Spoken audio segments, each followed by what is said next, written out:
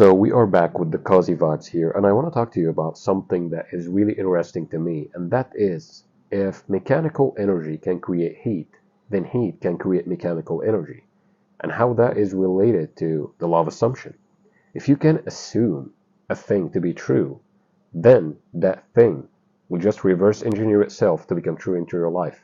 Just by embodying a state, you are creating it in your life. And you don't care about the how, the when, the why.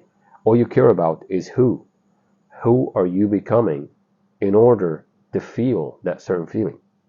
For example, if you are now lonely and you want to be in a relationship, how would you feel if you already got a relationship that is so loving and harmonious and all that? How would you feel if you already have it? Not in the future, I'm talking about right now. There is only right now. The present moment is the reality. There is no future, no past. There is only a present moment. How there is no past? I remember the past, but you remember it in the present moment.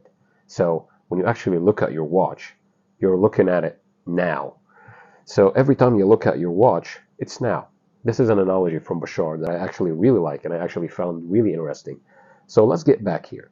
If we are talking about creating a feeling state and creating a person that you would like to be, you are upgrading yourself and you are installing a new program into your subconscious mind. So when you sit down and you get a piece of paper and you write down the attributes that you would have were you already that person, do it right now. Get a piece of paper and a pen. Pause the video.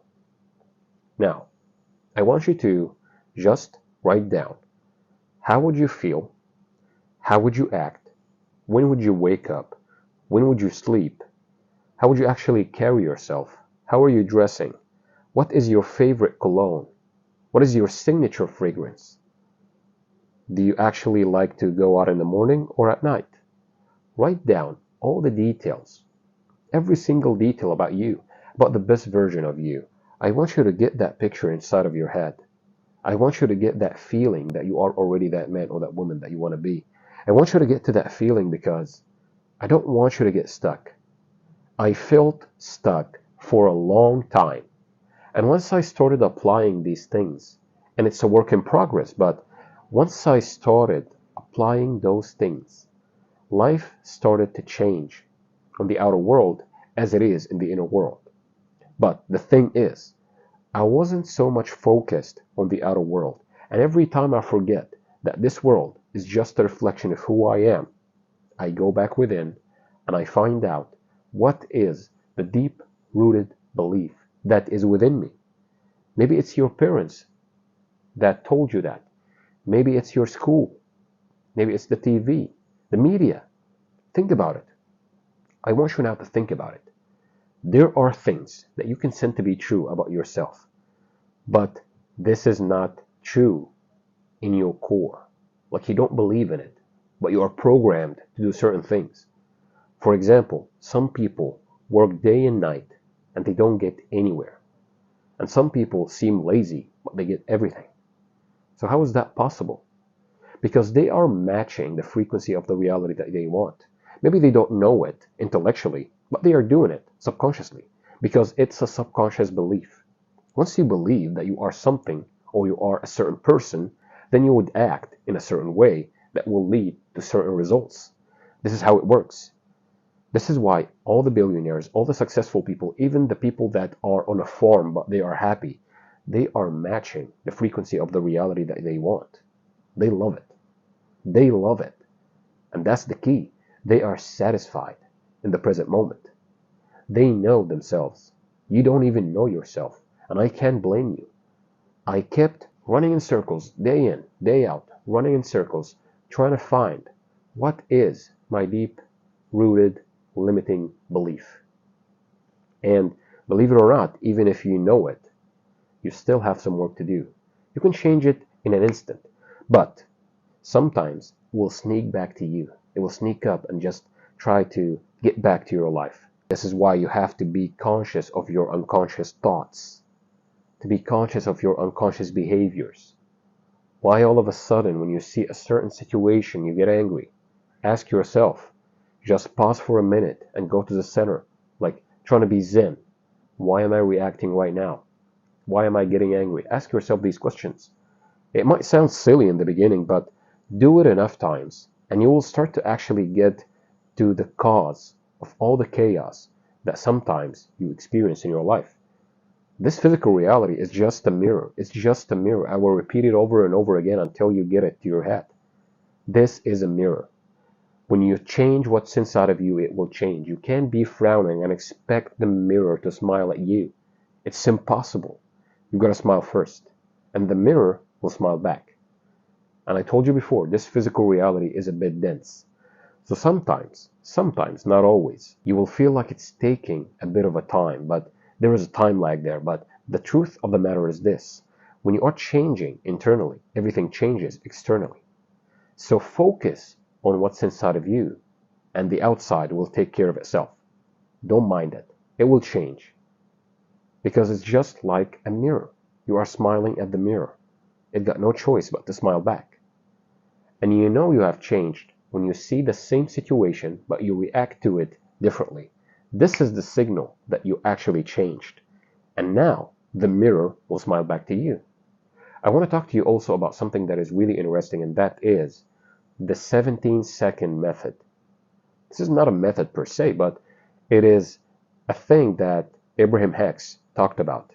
And I watched a video like a couple of minutes ago, and I was like astonished, like this is actually true. So for 17 to 20 seconds, you've got to hold up the feeling of the reality that you want. Or for example, hold the feeling of gratitude. When you are in the feeling of gratitude for 17 seconds, the next feeling state will be much more powerful. The next thought will be much more powerful. So you are creating that synchronicity. You are creating that law of attraction. You are attracting things to you by your thoughts and your feelings. Your thoughts and your feelings are creating your world.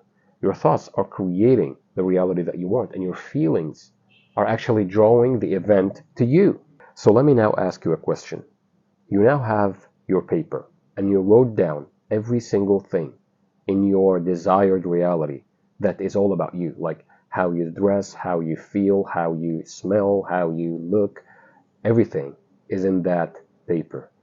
I want you now to take every aspect of that character and make it yours by embodying that state.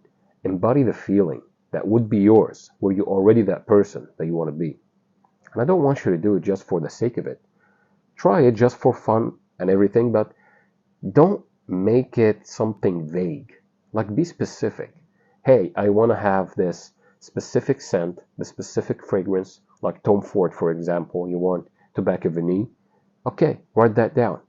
Imagine that you are putting that perfume and you are going out. How would you feel? Try to give as much detail in that. Get lost in the imaginal act. This is why Neville, in his latest years, was always so big on just imagining the thing that you want just once. Imagine the thing that you want once and drop it off. But in that one time, you will imagine it so vividly to the point that when you open your eyes, you will be in shock that this was just in your imagination. You will be in awe. You'll be like, wow, this was just an imaginal act? And you will question your whole reality. Like, you will question, which is the real reality? And the reality is your imagination. Because your imagination is connected to the universal mind. And the universal mind is connected to the mind of God. And the mind of God is connected to God, the source. So when you imagine something and you feel it and you consent yourself to be true of something, and you consent yourself to be a good man, a good woman, you consent to be true will materialize in this world. If you want to know more about how to actually reprogram your subconscious mind instead of just going in circles like I did, I actually did a whole ebook, a 26-page ebook. You can check it out in the link in the description box. But you can do it without anything. Just imagine yourself as the man or the woman that you want to be, and just drop it off and live your life in the feeling of the wish fulfilled, and watch the magic happens. So that's it for today's video, and I know you found it helpful, and I can't wait to see you in the next video. And until next time, I will see you soon.